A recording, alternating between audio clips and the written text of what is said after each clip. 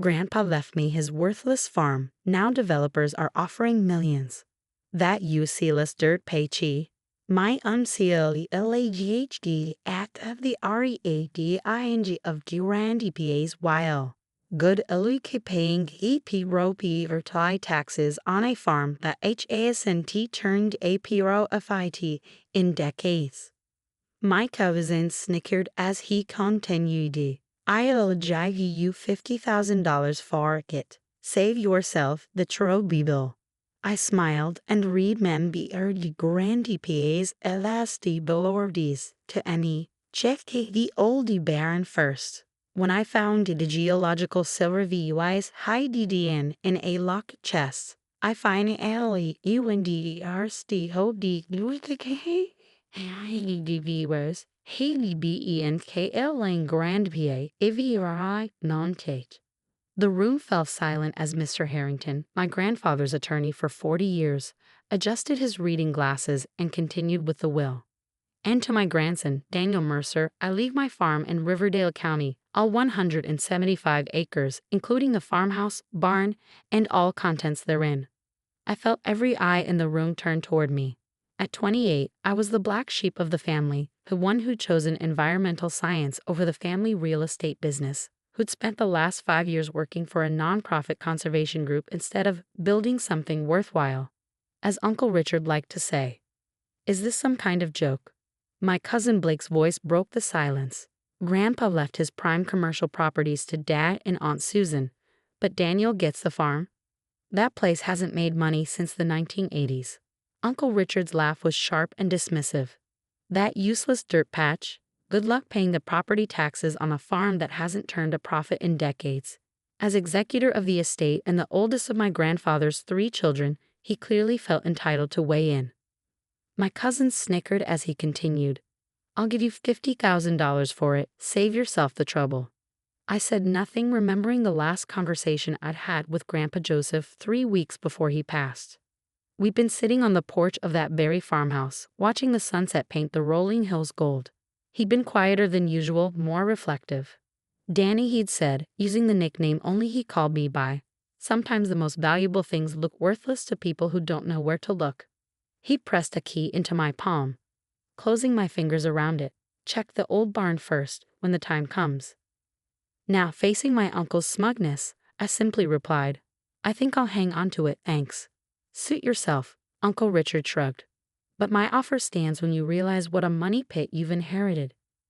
After the reading concluded, my mother, the youngest of Grandpa's children and the only one who had never been interested in the family's real estate empire, squeezed my hand. "Your grandfather had his reasons, Danny. He always did." "I know, Mom," I replied, feeling the weight of the key in my pocket. "I know." The next morning, I drove the familiar route to the farm, a place that had been my sanctuary throughout childhood. While my cousins had spent summers at expensive camps or European vacations, I'd spent mine helping Grandpa Joseph with chores, exploring the creek that cut through the back acreage and learning about the land from someone who truly loved it. The farmhouse stood just as it always had, a 2-story white clapboard structure with a wide front porch and green shutters. It wasn't fancy, but it was solid and well-maintained, like everything Grandpa touched. The red barn behind it, however, had always been off-limits. Nothing in there but old equipment and bad memories, Grandpa would say whenever I asked about it. Now, standing before its weathered doors, I removed the key from my pocket. It slid into the heavy padlock with a satisfying click. Inside, dust motes danced in the shafts of sunlight streaming through the high windows. Farm equipment from another era lined one wall, a tractor from the 1960s, various implements whose purposes I could only guess at. But it was the back wall that caught my attention. Unlike the rest of the rough-hewn interior, this section had been finished with careful carpentry, solid oak panels from floor to ceiling, one of which held an inset door with another keyhole. I tried Grandpa's key, and to my surprise, it worked here too. The small room beyond was meticulously organized. A large desk dominated the space, its surface clean except for a leather portfolio embossed with my name. Surrounding it were filing cabinets, bookshelves filled with geological texts, and most strikingly, detailed maps of the farm covering an entire wall. I opened the portfolio to find a letter in my grandfather's distinctive handwriting. "Danny, If you're reading this, then I've moved on to whatever comes next. And you've inherited what others in the family have long dismissed as that worthless farm. Their blindness has been our protection. 20 years ago, while digging a new well, I discovered something that changed everything, a geological anomaly that the experts I quietly consulted called extraordinary. The farm sits atop one of the largest untapped deposits of rare earth elements in the United States. These aren't just any minerals, Danny. They're the critical components needed for everything from smartphones to electric vehicles to wind turbines. The very technologies your environmental work champions depend on these resources, and they're becoming increasingly scarce worldwide. I've kept this discovery secret for 2 reasons. First, I wanted to understand exactly what we had before others tried to take it. The filing cabinets contain 20 years of discrete surveys, analyses, and legal research, all confirming the deposit's value, currently estimated at approximately $1.2 billion. Second, and more importantly, I wanted to ensure this discovery would benefit the right people in the right way. Your uncle and cousins would see only dollar signs, quick extraction, quick profit, and environmental destruction left for others to clean up. That's never been the Mercer way, at least not my way or yours. The developers started circling about 5 years ago. Not because they know what's here, but because Riverdale County is growing, and they smell opportunity. They've been calling monthly with offers, each higher than the last. The most recent was for $12 million, a fortune to most people, but less than 1% of what's actually here. You have options now, Danny, options that come with great responsibility. In the brown accordion folder, you'll find my research on sustainable extraction methods that could minimize environmental impact. In the blue folder, legal frameworks for ensuring the local community benefits from any development. Whatever you decide, I trust you to find the balance I always sought between progress and preservation, profit and principle. Remember what I taught you. We don't own the land, we're just its caretakers for a little while. I'm proud of you, grandson, more than you'll ever know. Love, Grandpa Joe. P.S. Check the safe behind the map of the North Acreage. Combination. Your birthday. I've left something to help you handle the vultures that will come circling. I sat back, mind reeling. The farm wasn't worthless. It was potentially one of the most valuable properties in the country, and Grandpa had entrusted it to me, knowing I face enormous pressure from family, developers, mining companies, and probably government agencies once the word got out. The safe behind the map contained another surprise. Detailed dossiers on every family member, including documentation of the times Uncle Richard and my cousins had tried to convince Grandpa to sell the farm over the years. There were recorded conversations, emails, even a drafted lawsuit that Uncle Richard had prepared but never filed, claiming Grandpa was mentally incompetent to manage his assets. Alongside these were similar files on the 5 development companies that had been pursuing the property, including evidence of some questionable business practices. Insurance, I murmured, understanding Grandpa's strategy. He'd been protecting himself, and now me, from those who would try to seize control once the truth was known. I spent the entire day in that room reading through geological surveys, environmental impact assessments, and market analyses of rare earth elements. By evening, I had a clearer picture of both the opportunity and the challenge Grandpa had passed to me.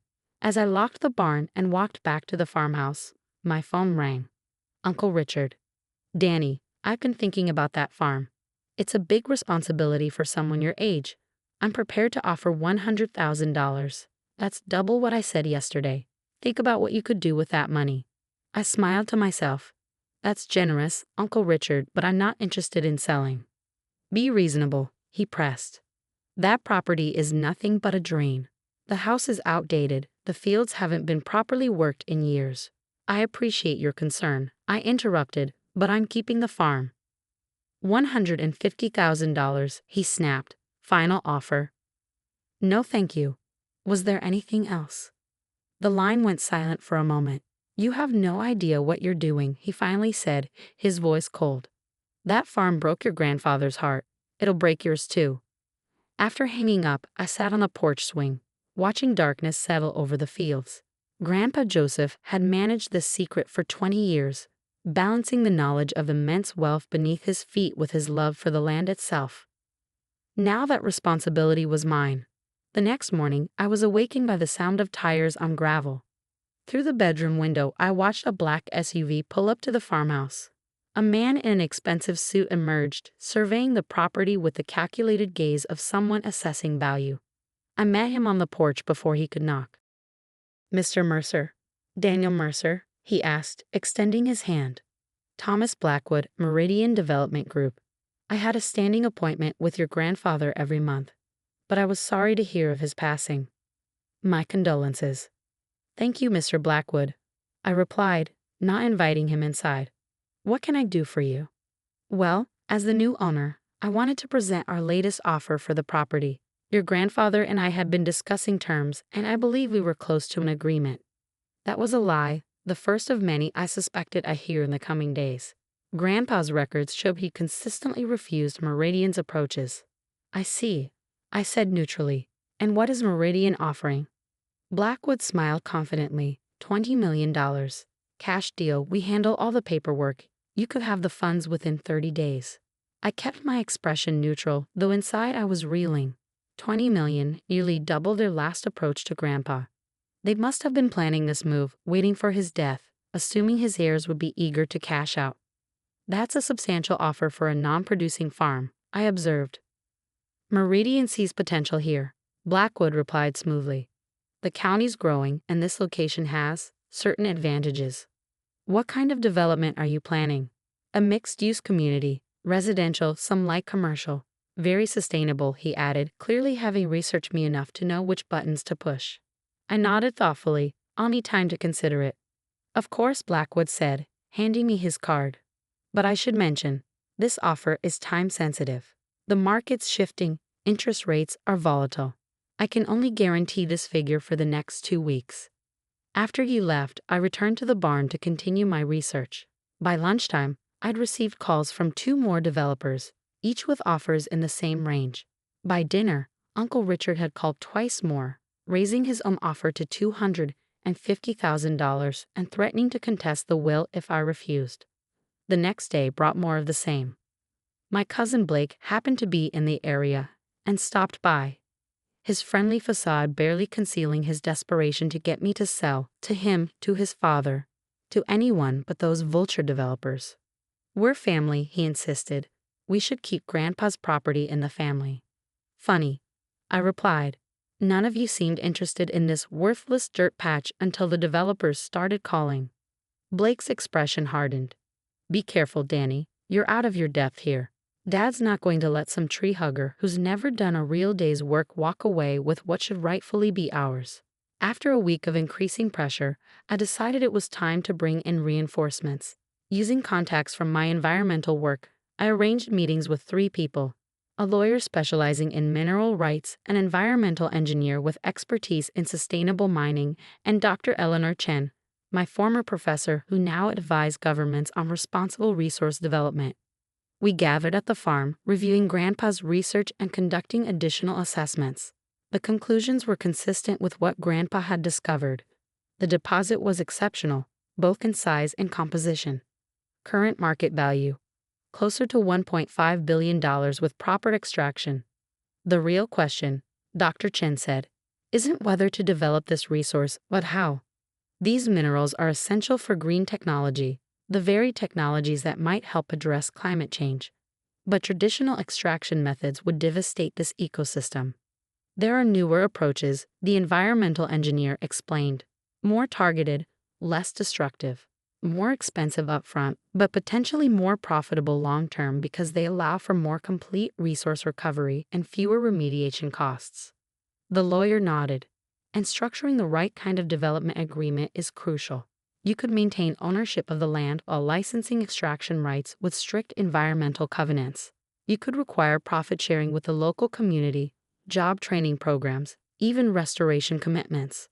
Armed with this information and Grandpa's research, I developed a plan, one that would honor both the land's value and my grandfather's vision. But first, I needed to deal with the increasing pressure from my family. Uncle Richard escalated his campaign, moving from threats to action. I received notice that he was challenging the will, claiming Grandpa had been unduly influenced by me. He also began spreading rumors in the local community about my plans to sell out to corporate interests. Ironic, given his own attempts to acquire the property. They gathered in the farmhouse living room, an unlikely assembly united only by their interest in the land. Uncle Richard could barely conceal his triumph, clearly believing his pressure tactics had worked. Before we begin, I announce I'd like to clear up some misconceptions about this property. I distributed folders containing simplified versions of the geological surveys, market analyses, and mineral rights overviews. This farm isn't just land, I explained as they began reading, expressions changing from confusion to shock. It contains one of the largest domestic deposits of rare earth elements ever discovered, minerals essential for everything from smartphones to electric vehicles to military technology. The developer's representatives tried to maintain poker faces, but their quick exchanges of glances confirmed they had no idea of the property's true value. My family made no attempt to hide their reactions. Uncle Richard turned pale, then flushed with anger. My cousins whispered furiously among themselves. Grandpa Joseph discovered this deposit 20 years ago, I continued.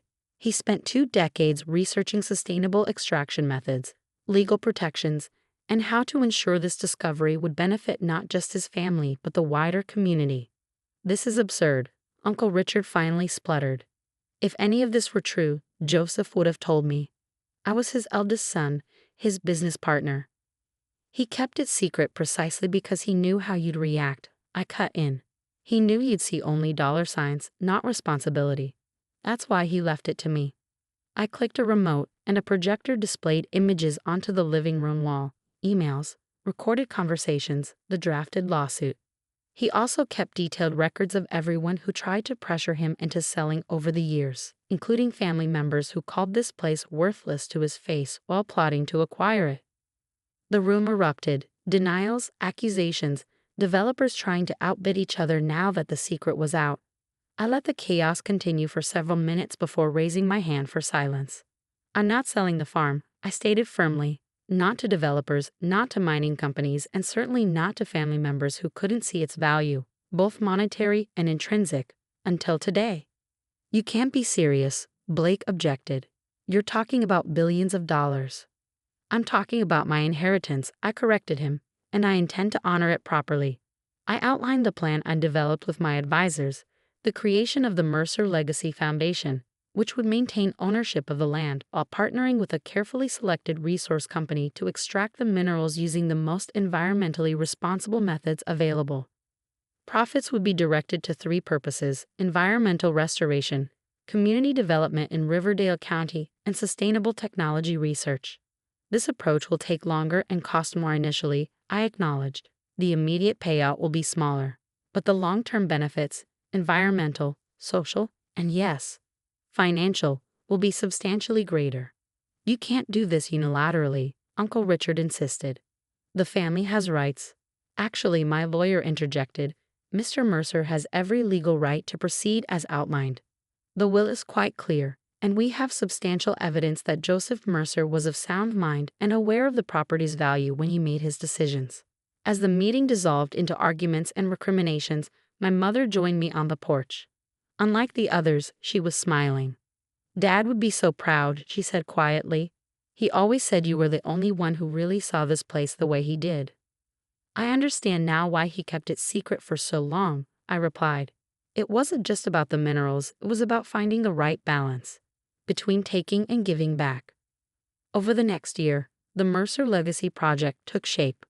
Uncle Richard's legal challenge failed spectacularly when Grandpa's meticulous records were presented in court. My cousins eventually came around, especially when they realized the foundation would provide family members with comfortable, if not extravagant, ongoing income.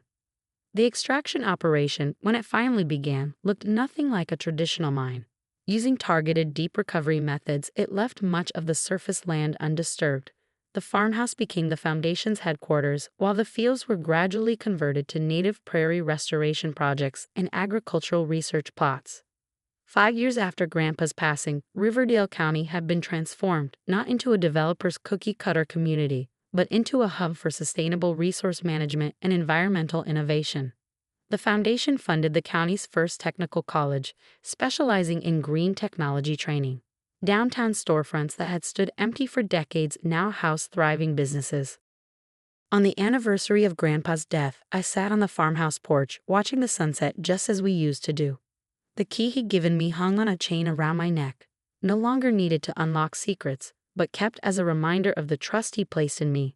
"You were right, Grandpa," I said to the evening air. "The most valuable things do look worthless to people who don't know where to look." In the distance, I could see the subtle evidence of the extraction operation, designed to be minimal, respectful of the land. Beyond it, the restored prairie waved in the breeze, a living legacy more precious than all the minerals beneath it.